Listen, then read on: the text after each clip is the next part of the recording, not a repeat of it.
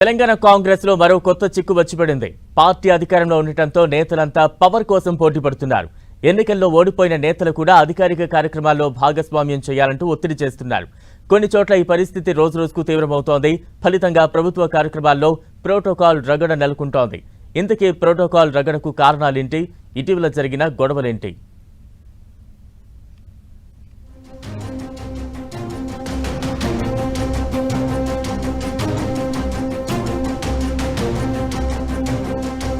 తెలంగాణ కాంగ్రెస్ లో మరోసారి ప్రోటోకాల్ చిచ్చు దుమారం రేపుతోంది.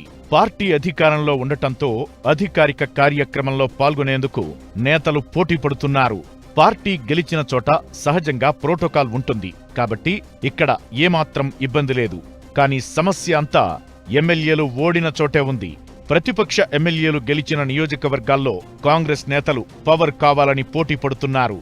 ప్రభుత్వ కార్యక్రమాల్లో తమకు ప్రోటోకాల్ కావాలంటూ నేతలు ఒత్తిడి చేస్తున్నారు.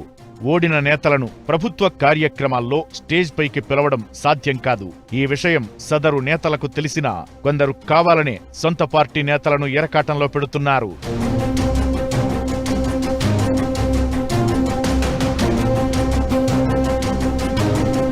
తాజాగా ప్రభుత్వం భూభారతి కార్యక్రమాన్ని ప్రతిష్టాత్మకంగా తీసుకుని ప్రజల్లో అవగాహన చేపట్టాలని నిర్ణయించింది. అందుకోసం స్వయంగా రెవెన్యూ మంత్రి పొంగులేటి శ్రీనివాసరెడ్డి వరుసగా జిల్లాల పర్యటనలు చేస్తున్నారు. ప్రభుత్వం తరపున నిర్వహించే ఈ కార్యక్రమాలకు సొంత పార్టీ నేతల నుంచి ఇబ్బందులు తలెత్తుతున్నాయి. ఇటీవల జోగులాంబ గద్వాల జిల్లాలో నిర్వహించిన కార్యక్రమానికి కాంగ్రెస్ నేతలే పెద్ద ఎత్తున ఆందోళనలు చేశారు. ప్రభుత్వం చేసే కార్యక్రమంలో ఓడిపోయిన కాంగ్రెస్ నేతలను స్టేజ్ పైకి తీసుకోవాలంటూ ఆందోళన చేశారు.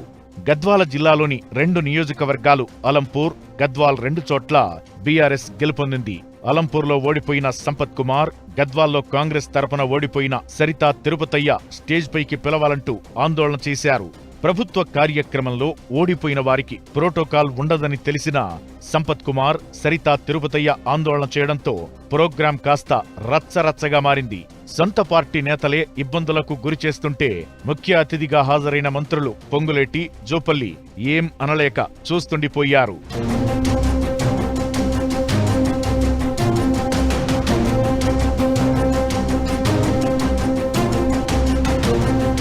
ఈ పరిస్థితి కాంగ్రెస్ ఓడిన ప్రతి చోట ఇలాగే ఉంది. సంగారెడ్డి నియోజకవర్గంలో జగ్గారెడ్డి ఓడిపోవడంతో తన భార్య, కార్పొరేషన్ చైర్పర్సన్ నిర్మలకు ప్రోటోకాల్ ఇవ్వాలంటూ అధికారులకు హుకుం జారీ చేశారు. అలాగే జగిత్యాలలో సీనియర్ నేత జీవన్ రెడ్డి, ఎమ్మెల్యే సంజయ్ కుమార్ల మధ్య తరచూ ఇదే ఇబ్బంది తలెత్తుతోంది. ఇక పార్టీ ఫిరాయించి కాంగ్రెస్ లో చేరిన 10 నియోజకవర్గాల్లో పరిస్థితి ఇంచుమించు ఇలాగే ఉంది. పాత కొత్త నేతల మధ్య సయోధ్య కుదరక ఎవరికి వారే యమునా తీరే అన్నట్లు పరిస్థితి మారింది. సొంత పార్టీ నేతలే ఇబ్బందులకు గురిచేస్తుండటంతో ప్రభుత్వ పెద్దలు మౌనంగానే ఉంటున్నారు. ఈ సమస్యను పరిష్కరిస్తారా లేదా అనే చర్చ నడుస్తోంది.